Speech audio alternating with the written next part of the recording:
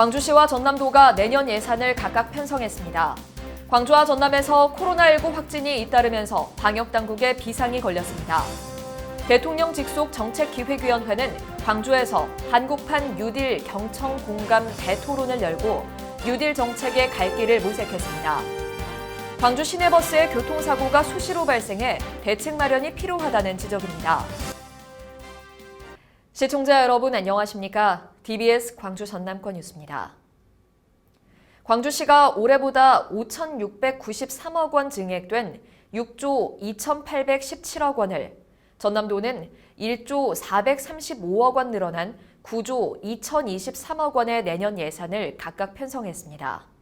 광주시는 인공지능 중심도시 조성 등 핵심 사업을 중심으로 올해보다 10% 증액된 6조 2,817억 원을 편성해 광주시 의회에 제출했습니다. 광주시는 인공지능 중심도시 조성과 광주형 3대 뉴딜 추진, 문화관광 산업 육성 등에 중점을 두고 예산안을 편성했다고 밝혔습니다.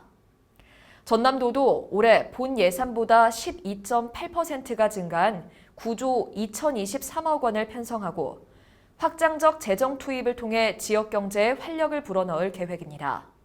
특히 내년 예산안에 감염병 예방과 사회복지비 재정 수요를 적극적으로 반영했고 블루 이코노미와 SOC 확충 등 9개 분야 미래 주요 사업에 재원을 배분했습니다.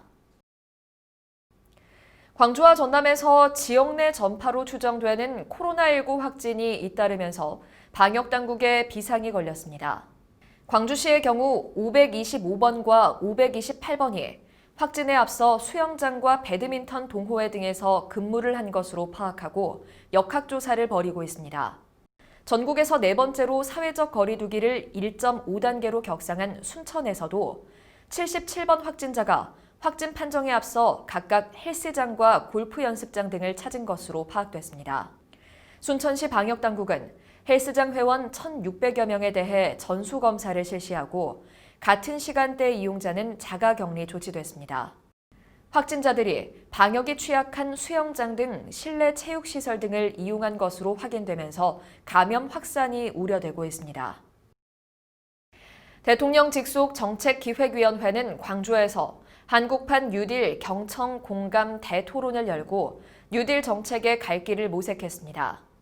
이번 토론회는 한국판 뉴딜을 어떻게 실현할지 답을 지역에서 찾고 지역 차원에서 무엇을 어떻게 해야 하는지 고민하고 소통하는 논의의 장으로 기획됐습니다. 이 자리에서 광주시는 인공지능 중심도시 조성 계획을, 전남도는 그린 뉴딜 전남형 상생 일자리와 관련해 발표하고 지역 중심 한국판 뉴딜 정책 추진 방향을 논의했습니다. 한국판 뉴딜이 지역의 좋은 삶에서 세계 선도성의 표준을 만드는 새로운 지역 시대를 열어갈지 관심이 모아지고 있습니다. 준공영제로 운영 중인 광주 시내버스의 교통사고가 수시로 발생해 대책 마련이 필요하다는 지적입니다. 광주시의회 행정사무감사 자료에 따르면 2018년부터 올해 9월까지 광주 시내버스 교통사고 발생 건수는 총 1,933건으로 집계됐습니다. 피해액은 대인 67억 9,530만 원, 대물 15억 6,720만 원이며 주요 원인은 안전운전 불이행과 신호위반, 전방주시 태만 등 부주의 때문으로 나타났습니다. 한편 올해는 코로나19의 영향으로 운송 수입이 크게 줄어들면서 시내버스 재정 지원금이 처음으로 1천억 원을 넘어설 것으로 보입니다. 광주시가 핵심 사업으로 추진 중인 인공지능 중심도시 조성 사업이 큰 성과를 거두고 있습니다. 광주시는 최근 산학연이 연계해 설립한 광주형 AI 첫 합작회사 주식회사 GI랩, 그리고 주식회사 이글루 시큐리티와 AI 비즈니스 기반 조성을 위한 업무 협약을 체결했습니다.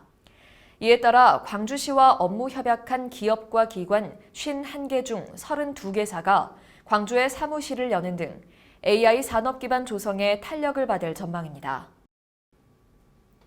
내년 광주 지역 초, 중, 고등학생은 총 17만 5,800여 명으로 올해보다 2,400명가량 감소할 것으로 보입니다. 특히 내년 초등학생은 올해보다 1,200명가량 줄고 고등학생은 올해보다 2천여 명 감소한 반면 중학생은 올해보다 800여 명 증가합니다. 따라서 내년 입학생은 올해와 비교해 초, 중, 고 모두 줄어들 전망으로 초등학교 46학급과 중학교 4학급, 고등학교 2학급 등 총 52학급이 감축될 예정입니다. 주택관리공단 광주 전남지사와 광주 장애인복지관이 건강한 지역 공동체 활성화를 위한 MOU를 체결했습니다. 앞으로 두 기관은 유기적인 네트워크 구축을 통해 주민들의 삶의 질 향상을 위한 복지 서비스 제공과 함께 잘 사는 공동체 구현의 뜻을 함께하기로 했습니다.